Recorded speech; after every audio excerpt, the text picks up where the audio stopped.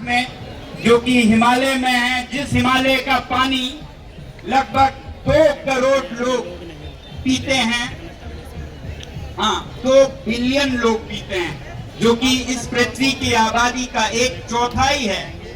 तो उस हिमालय के पर्यावरण की सिर्फ लद्दाख के लोगों की नहीं, हम सब की जिम्मेदारी है।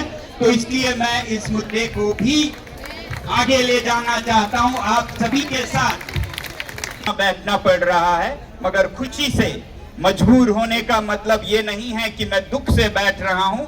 मजबूर होने का मतलब है कि काश सरकार खुद संवेदनशीलता दिखाती और इन मुद्दों को सही मुद्दे समझकर हल कर देते, तो हमें ऐसा सहना नहीं पड़ता और आप लोगों को इतने भीषण गर्मी में यहाँ नहीं आना पड़ता।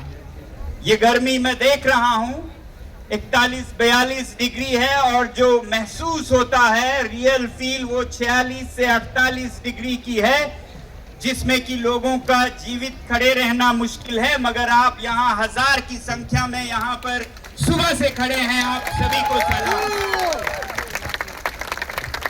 आप सब कुर्बानी दे रहे हैं पहले से ही, आप सबको सलाम। और आप लोगों में से कुछ लोग, मैं सिर्फ अकेला नहीं हूं, कई युवा युवतियां यहाँ पर अनशन पर भी है, मुझे बताया गया।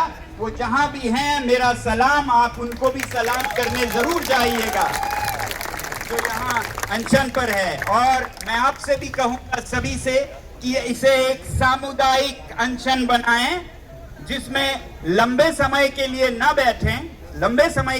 बैठें, एक दिन के लिए तो लगभग सब बैठें। एक दिन के लिए जब आप यहाँ आते हैं, हो सके तो, जरूरी नहीं है, हो सके तो आप उस दिन का अनशन रखें। आप उस दिन के लिए अपना संवेदना जताइए, सॉलिडारिटी जताइए उन बच्चों के साथ जिनके साथ अन्याय हुआ, जिनकी जानें गई, या जो यहाँ पर पिछले 10 दिनों से गर्मी में इतने मुश्किल हालात में खड़े हैं, जो सारे भारत के युवकों को, युवतियों को पुकार रहे हैं। इनके आदर में, सत्कार में आप लोग भी एक दिन का अनशन अवश्य करें।